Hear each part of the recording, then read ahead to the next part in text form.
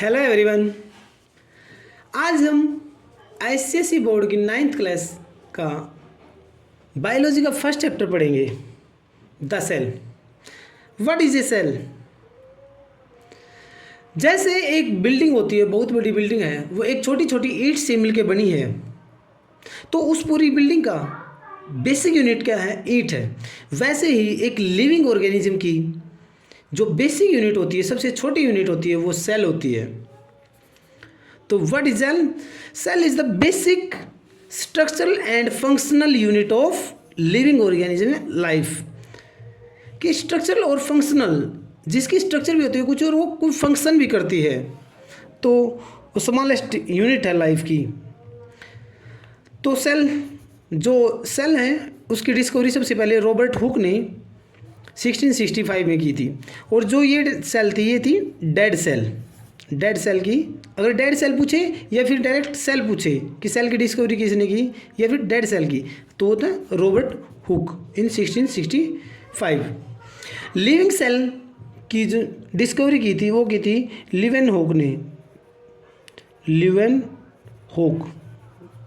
लीवेनहोक ने की थी 1674 में। ओके, अब है हमारी cell theory. What is cell theory? Cell theory क्या करिए? All living things are composed of cell. सभी लिविंग थिंग्स सेल से मिलकर बनी हैं। Cell are the basic structural functional unit of living things. जो सेल थ्योरी थी वो दो साइंटिस्ट ने मिलकर दी थी, सेल्डन और स्वान, इन 1838 और 1839 में। बाद में 1855 में विर्चो ने सेल थ्योरी को एक्सपेंड किया था, और विर्चो ने कहा था कि जो न्यू सेल बनती हैं, new cell are produced from existing cell. जो न्यू सेल बनती है वो एग्जिस्टिंग सेल से ही प्रोड्यूस होती है। अब सेल हैं, सेल के कुछ ह्यूमन बॉडी के कुछ एग्जाम्पल हैं। हमारे अंदर कौन कौन सी सेल होती है? Smooth muscle cell, blood cell, nerve cell, ओम cell, sperm cell, fat cell. Nerve cell, blood cell, ये चीज़ ये हमारे अंदर होती है। ओके, जो सबसे स्मॉलेस्ट सेल होती है वो होती है बैक्टीरिया सेल, ठीक है, या फिर रेड ब्लड सेल। सबसे लॉन्गेस्ट सेल होती है नर्व सेल। नर्व सेल सबसे लॉन्गेस्ट सेल है। अगर पूछे कि largest cell in living world में लार्जेस्ट सेल कौन सी है, वो है ऑस्ट्रिच एग। अब टाइप ऑफ ऑर्गेनिज्म हमारे दो तरह के होते हैं। एक होता है यूनिसेलुलर ऑर्गेनिज्म और दूसरा है multicellular organism. Uni means single cell, ठीक है, कि भी एक ऐसा ऑर्गेनिज्म जिसमें सिंगल सेल है, उसके अंदर जो भी फंक्शन है, सारे के सारे फंक्शन सिर्फ और सिर्फ एक ही सेल करेगी। वो खाएगा भी, वो सांस भी लेगा, वो एक्सक्रीशन भी करेगा, सारे के सारे काम एक ही सेल करेगी। वो क्या है? Unicellular organism. Made up of one cell, single cell perform all life function. उसके सारे के सारे लाइफ के फंक्शन सिंगल सेल करेगी। अमीबा सेल और बैक्टीरिया। ओके स्टूडेंट, अब मल्टी सेलुलर ऑर्गेनिज्म, जिसके अंदर मल्टी सेल हैं, आगे made up of more than one cell. Specialised cell perform specialised function, कि भी स्पेशल सेल हैं वो अपना स्पेशल ही फंक्शन करेगी। जैसे नर्व सेल का अलग फंक्शन है। नर्व सेल का फंक्शन क्या है? ब्रेन तक सिग्नल भेजना। मसल सेल का अलग फंक्शन है, ब्लड सेल का अलग फंक्शन है। ये सभी की सभी जैसे ह्यूमन में पाई जाती है। अब जो सेल हमारी कई सारी सिमिलर सेल मिल जाती हैं, तो बनता हमारा एक टिश्यू से बनता है ऑर्गन से बनता है ऑर्गन सिस्टम, और ऑर्गन सिस्टम से बनता है ऑर्गेनिज्म। अब जो सेल थी हमारी वो दो तरह की सेल थी। एक पुरानी सेल प्रोकैरियोटिक सेल, एक eukaryotic cell. Pro means primitive, karyo means nucleus, कि भी ऐसी सेल जिसके अंदर जो न्यूक्लियस है वो पुराने टाइम का है, ओल्ड फॉर्म ऑफ सेल, जो पुरानी सेल थी उसमें उसकी बात हो रही है कि भी उसमें न्यूक्लियस क्या है, पुराने टाइम का न्यूक्लियस है। यूकैरियोटिक जो नया न्यूक्लियस है वो क्या है, डेवलप्ड न्यूक्लियस है। अब जो प्रोकैरियोटिक सेल है जी, इसका मतलब क्या है कि भी पुराने टाइम का न्यूक्लियस है। इसका मतलब है कि जो न्यूक्लियस है वो वेल डिफाइंड नहीं है, और जो यूकैरियोटिक सेल है उसमें न्यूक्लियस वेल डिफाइंड है। तो जो यूकैरियोटिक सेल है उसमें क्या है, जो न्यूक्लियस है वो वेल डिफाइंड है, वो न्यू फॉर्म ऑफ सेल, वो नई सेल है, वो क्या है, पुराने टाइम की सेल है, उनमें क्या न्यूक्लियस अच्छे से डिफाइंड नहीं है। तो क्या करें, प्रोकैरियोटिक सेल में nucleus is not well defined, उसको न्यूक्लियोइड बोला गया है। और यूकैरियोटिक सेल में क्या कर रहा है, nucleus is well defined surrounded by a nuclear membrane. जो प्रोकैरियोटिक सेल हैं उसमें न्यूक्लियस होता ही नहीं, और जो इसका न्यूक्लियस है यूकैरियोटिक सेल का वो क्या है, न्यूक्लियर मेम्ब्रेन भी है उसके चारों तरफ। और जो प्रोकैरियोटिक सेल हैं उनका साइज़ क्या है, 1 to 10 माइक्रोमीटर। जो यूकैरियोटिक सेल हैं उनका वो क्या है, साइज़ में थोड़ी सी बड़ी है, 5 to 100 माइक्रोमीटर। अब जो प्रोकैरियोटिक सेल हैं इनमें क्रोमोसोम क्या होता है, सिंगल होता है। जो यूकैरियोटिक सेल है उनमें मोर देन 1 क्रोमोसोम होते हैं। जैसे हमारे अंदर क्रोमोसोम XY क्रोमोसोम आपको पता है। Membrane bound cell organelle, membrane bound cell organelle absent, इसमें जो सेल ऑर्गेनल्स होते हैं वो एब्सेंट होते हैं, उसमें सेल ऑर्गेनल्स प्रेजेंट होते हैं। जो प्रोकैरियोटिक सेल होती हैं वो किसकी होती हैं, एग्जाम्पल, इसका एग्जाम्पल है बैक्टीरिया। जो बैक्टीरिया होते हैं उनके अंदर होते हैं प्रोकैरियोटिक सेल। और जो यूकैरियोटिक सेल कौन सी हैं, हमारी सेल जो हमारे अंदर है, एनिमल्स और प्लांट्स के अंदर है। प्रोकैरियोटिक सेल का मतलब है कि भी जो पुराने टाइम में जो सबसे पहले जो सेल थी, सबसे पहले बैक्टीरिया आया था, ठीक है। तो इसलिए बैक्टीरिया की सेल को प्रोकैरियोटिक सेल, ठीक है ना, पुराने टाइम की, जिसमें पुराना टाइम का न्यूक्लियस है। यूकैरियोटिक सेल डेवलप्ड न्यूक्लियस है, जिसके अंदर हम हैं प्लांट से। अब जो प्रोकैरियोटिक सेल हैं और यूकैरियोटिक सेल में हम देखते हैं कि क्या चीज़ किस में है क्या नहीं है। प्रोकैरियोटिक सेल है वो ओल्डेस्ट टाइप की है, इसके अंदर स्मॉल एंड, ये स्मॉल और सिंपल है, छोटी है। लैक ऑफ न्यूक्लियस, न्यूक्लियस नहीं है इसके अंदर प्रोकैरियोटिक में। लैक ऑफ ऑर्गेनल्स, ऑर्गेनल्स नहीं है इसके अंदर।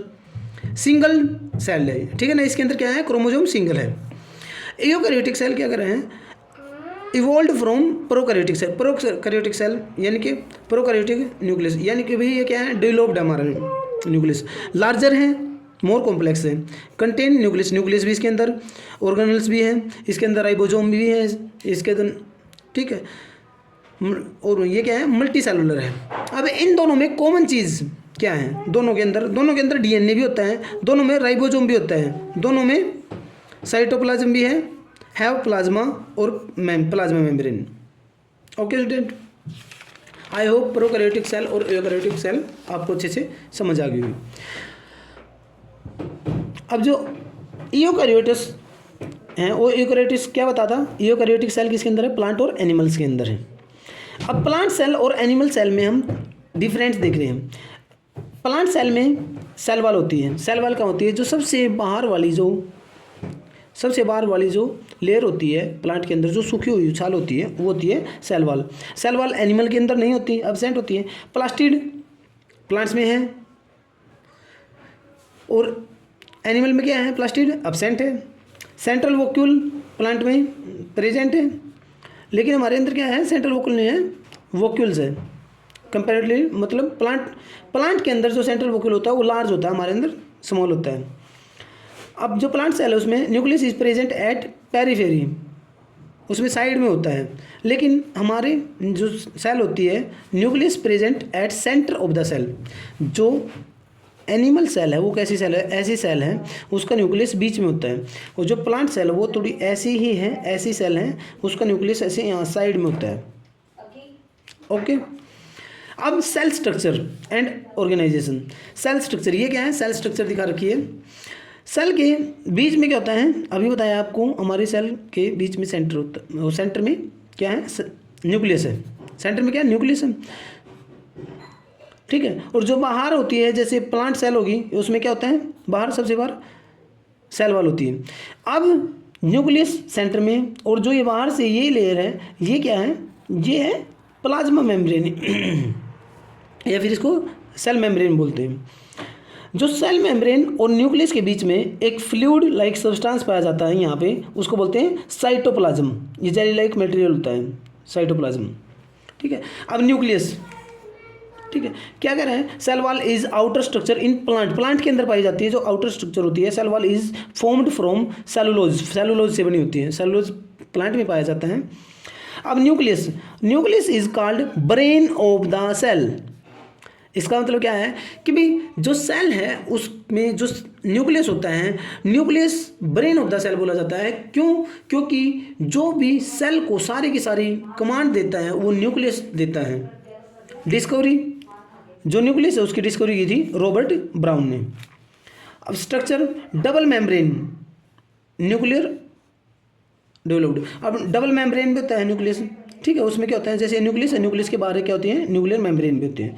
फंक्शन, न्यूक्लियस का फंक्शन क्या है, control centre of the cell, cell के सेंटर को कंट्रोल कर रहा है। Store hereditary information DNA, nucleus के अंदर जो हमारी हेरिडिटरी इंफॉर्मेशन होती है वो स्टोर होती है, जो डीएनए वगैरह है। Make RNA and protein, protein और आरएनए बनाता है। मेक राइबोसोम, और राइबोसोम भी बनाता है। न्यूक्लियस कंटेन्स क्रोमोसोम, न्यूक्लियस ही कंटेन करता है क्रोमोसोम भी। Chromosome contains information for the inheritance of feature from parents to next generation. जो क्रोमोसोम हैं वही होते हैं जो पेरेंट्स से नेक्स्ट जनरेशन में इंफॉर्मेशन पहुंचाते हैं, next generation in form DNA, DNA की फॉर्म में। अब cell wall function, cell wall के क्या फंक्शन होते हैं। सेल वॉल देखो, अब मैंने क्या बताया कि भाई प्लांट सेल होती है, सबसे बाहर वाली सेल होती है, सबसे बाहर वाली जो छाल होती है उसी को सेल वॉल बोलते हैं। अब जो बाहर वाली सेल छाल है उससे क्या मतलब, क्या अंदाज़ा लगाते हैं, जैसे पेड़ को हमने कुछ मारा, ठीक है, जब मारते हैं तो पेड़ पे इंजरी नहीं होती क्योंकि वो जो बाहर वाली परत है वो उसको बचा लेती है। तो सेल वॉल क्या करती है, सपोर्ट प्रोवाइड करती है और प्रोटेक्शन प्रोवाइड करवाती है। Provide support and protection for the cell. Structure lies outside the cell membrane, जो देखो मान लिया क्या है, ये सेल है, ठीक है, ये सेल है, ये न्यूक्लियस है प्लांट का। यहाँ पे क्या है, सेल मेम्ब्रेन है, यहाँ पे प्लाज्मा मेम्ब्रेन, इस ये सेल मेम्ब्रेन। इसके बाहर जो पाई जाती है वो होती है सेल वॉल, ठीक है। Found in plant, algae, fungi and many bacteria, बहुत सारी बैक्टीरिया में पाई जाती है। Not found in animal cell, animal cell हमारे अंदर नहीं होती है। अब जो प्लाज्मा मेम्ब्रेन है, प्लाज्मा मेम्ब्रेन का काम होता है भाई चीज़ों को बाहर ले जाना या अंदर से और बाहर से अंदर लेके आना, ठीक है। अब function, physical barrier for the cell, cell के लिए जो फिजिकल बैरियर होता है ये होते हैं plasma membrane. Separate internal and external environment, internal और एक्सटर्नल एनवायरनमेंट को सेपरेट करती है। सिलेक्टिव परमेबल, अब इस सेलेक्टिव परमेबल मेम्ब्रेन बोलते हैं। सेलेक्टिव परमेबल मेम्ब्रेन क्या होती है कि ये कुछ सेलेक्टिव चीज़ों को ही अंदर आने देती है। लोकेशन कहाँ होती है, surrounding the cell outer surface, cell के सराउंडिंग में होती है। जैसे यहाँ ये सेल वॉल है, ये न्यूक्लियस है, सेल वॉल यहाँ पे होती है। अब साइटोप्लाज्म, साइटोप्लाज्म क्या कर रहा है, एक फ्लूइड लाइक स्ट्रक्चर होती है between cell membrane and organelle. अब न्यूक्लियस और सेल मेम्ब्रेन के बीच यहाँ पे एक फ्लूइड लाइक स्ट्रक्चर होती है, फ्लूइड लाइक सब्सटेंस होता है जिसको साइटोप्लाज्म बोलते हैं। कंटेनिंग, क्या क्या कंटेन्स करता है fluid, water, salt and organic compounds होते हैं इसके अंदर। फंक्शन, एड्स इन मूवमेंट, यानी कि हेल्प करता है मूवमेंट करने में हेल्प करता है साइटोप्लाज्म। अब जो सेमी परमेबल मेम्ब्रेन क्या है, प्लाज्मा मेम्ब्रेन। फॉर एग्जांपल जो प्लाज्मा मेम्ब्रेन है वही क्या है, सेमी परमेबल मेम्ब्रेन है, चीज़ों को अपने अंदर से बाहर पास होने देता है। अब ये सेलेक्टिव परमेबल मेम्ब्रेन या सेमी परमेबल मेम्ब्रेन है, उसमें कोई भी सेलेक्टिव चीज़ वो मूवमेंट कैसे होगा, उसका वो मूवमेंट होगा higher concentration to lower concentration. जैसे हमारी सेल है, फॉर एग्जांपल जैसे मान लिया ये हमारी सेल है और ये, ठीक है, ये बाहर मान लिया सेल के बाहर का एनवायरनमेंट है, ठीक है। अब सेल के अंदर मान लिया सेल के अंदर कोई चीज़ ज़्यादा है और वो सेल के बाहर कम है, तो मूवमेंट क्या हुआ, वो सेल के बाहर आएगा, ठीक है। अब दूसरी सिचुएशन क्या है कि सेल से बाहर कोई चीज़ ज़्यादा है, अंदर कम है, तो सेल से अंदर आएगी। तो क्या हुआ, हाइयर कंसंट्रेशन से लोअर कंसंट्रेशन की तरफ मूवमेंट हुआ है। ठीक है। अब ये ऑस्मोसिस और डिफ्यूजन क्या है, ऑस्मोसिस और डिफ्यूजन ही वो प्रोसेस है, ठीक है, जिसे हमें जो क्या होती है हायर कंसंट्रेशन से लोअर कंसंट्रेशन किसी चीज़ का जाना, ये क्या है, वो ऑस्मोसिस है। ऑस्मोसिस क्या कर रहा है, the process of movement of water inside और outside the cell through the cell membrane from higher concentration to lower concentration. कर रहा है मूवमेंट ऑफ वाटर, वाटर का मूवमेंट करना सेल के आउटसाइड या फिर इनसाइड, कि भी वो इनसाइड होगा या फिर आउटसाइड जाएगा, वो डिपेंड करता है किस पे, कंसंट्रेशन पे। ये मैंने बता दिया आपको। अब जैसे एक्सोस्मोसिस और एंडोस्मोसिस, ये किस पे डिपेंड करता है, जैसे मान लिया ये सेल है, ठीक है, सेल के अंदर क्या है, ज़्यादा है कि वाटर की कंसंट्रेशन ज़्यादा है, ठीक है, तो ज़्यादा कंसंट्रेशन है सेल के अंदर, तो सेल से बाहर आएगा पानी, ऐसे उसमें हमारी सेल क्या होती है, सिकुड़ती है। अब दूसरा क्या है, एंडोस्मोसिस, एंडो का मतलब अंदर जाएगा। जब बाहर कंसंट्रेशन ज़्यादा होती है पानी की, तो सेल के अंदर पानी जाएगा, क्योंकि higher concentration to lower concentration movement होता है हमेशा, तो अंदर पानी जाएगा, तो सेल हमारी यहाँ पे फूल जाएगी। अब डिफ्यूजन क्या है, डिफ्यूजन भी वही प्रोसेस है, बस वो क्या होता है, वो सिर्फ लिक्विड के अंदर होता है ऑस्मोसिस। अब वो डिफ्यूजन क्या है, the process of movement of substance material inside. ये कह रहा है कि कोई भी सब्सटेंस हो गया, मटेरियल, गैस हो गया, ठीक है, गैस, लिक्विड, गैस होगी, सॉलिड हो गया, कुछ भी हो गया इसमें, ठीक है, कोई भी मटेरियल हो गया, फ्रॉम इनसाइड और outside the semi permeable membrane. अब ये कैसे का है, देखो इसमें यहाँ पे बता रखा कि मूवमेंट कैसे होता है, हायर कंसंट्रेशन से लोअर कंसंट्रेशन। अब हमारे तीन तरह के सॉल्यूशन हमारे पास, hypotonic solution, hypertonic solution and isotonic solution. जो हाइपोटोनिक सॉल्यूशन होता है, हाइपो मीन्स होता है लेस और टोनिक में डेंस, जो कम गाढ़ा होता है, कम गाढ़ा है वो है हाइपोटोनिक सॉल्यूशन। हाइपर ज़्यादा, जो ज़्यादा गाढ़ा है, और आइसोटोनिक जिसमें सॉलिड और सॉल्वेंट की अमाउंट इक्वल है। अब इसको मैं समझाने के लिए आप मेरे पास एक पेपर है, ये स्टूडेंट्स मैंने एक वीडियो बना रखी है स्पेशल इसी पे बना रखी है, हाइपोटोनिक और आइसोटोनिक सॉल्यूशन पे, ठीक है, आप उसको भी देख सकते हैं, नहीं तो मैं यहाँ पे भी आपको समझाऊंगा। अब हमारे पास तीन सॉल्यूशन है, एक है हाइपोटोनिक, एक है हाइपरटोनिक, एक है isotonic. Hypo means less, tonic means dense या गाढ़ा। जो कम गाढ़ा है, कम गाढ़ा है यानी कि उसकी कंसंट्रेशन कम है, कंसंट्रेशन कम है, तो इसका मतलब उसमें सोल्यूट क्या है, कम है। सोल्यूट कम है, मान लिया मेरा सॉल्यूशन नमक और पानी का है, नमक और पानी का है, तो यानी कि सोल्यूट क्या, उसमें सॉलिड पार्टिकल होते हैं, जो सॉलिड पार्ट होता है वो सोल्यूट होता है। जो नमक मेरा कम है, नमक कम है, तो इसका मतलब पानी यहाँ पे ज़्यादा है। हाइपरटोनिक ज़्यादा गाढ़ा, मतलब मोर डेंस, यानी कि ज़्यादा गाढ़ा, ज़्यादा गाढ़ा तो यानी कि कंसंट्रेशन ज़्यादा, यानी कि सोल्यूट ज़्यादा, सोल्यूट ज़्यादा तो यानी कि वाटर कम। आइसोटोनिक, आइसोटोनिक वो है जिसमें सोल्यूट और सोलवेंट इक्वल है हमारा, तो उसमें क्या है, कंसंट्रेशन, ठीक है, कंसंट्रेशन इक्वल है उसके अंदर, ठीक है, दोनों चीज़ों की। अब हमारे तीन सॉल्यूशन थे, एक ये है हाइपोटोनिक, हाइपोटोनिक, दूसरा हमारा हाइपरटोनिक, तीसरा हमारा आइसोटोनिक। हाइपोटोनिक, मान लिया ये हमारी सेल है, हाइपोटोनिक क्या कर रहे हैं, उसमें वाटर ज़्यादा है, ठीक है, तो यहाँ पे क्या है, हमारा बाहर क्या है, हाइपोटोनिक सॉल्यूशन है। हाइपोटोनिक सॉल्यूशन जो कम गाढ़ा है, यानी कि उसके अंदर क्या है, बाहर पानी की मात्रा ज़्यादा है, अमाउंट, कंसंट्रेशन ज़्यादा, तो इसका मतलब सेल के अंदर क्या है, अमाउंट कम है। और मूवमेंट कैसे था, higher concentration to lower concentration, तो इसमें क्या होगा, पानी सेल के अंदर आएगा, हायर कंसंट्रेशन से लोअर कंसंट्रेशन। अब सेल के अंदर पानी आएगा तो सेल यहाँ पे हमारी फूल जाएगी।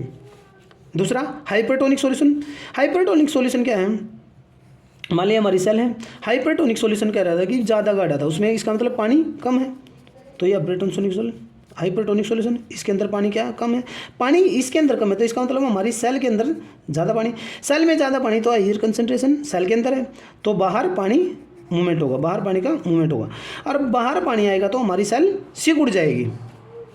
अब आइसोटोनिक सॉल्यूशन, आइसोटोनिक सॉल्यूशन कह रहा है कि भी उसमें सोलवेंट और सोल्यूट इक्वल है, यानी कि जितना पानी यहाँ है उतना ही पानी सेल के अंदर भी है, पानी सेल के अंदर और सेल के बाहर इक्वल पानी है। अगर इक्वल पानी है तो मान लिया बाहर हमारी ये सेल का साइज़ ये है तो अंदर भी यही साइज़ रहेगा, यहाँ पे सेल का साइज़ इंक्रीज और डिक्रीज नहीं होगा।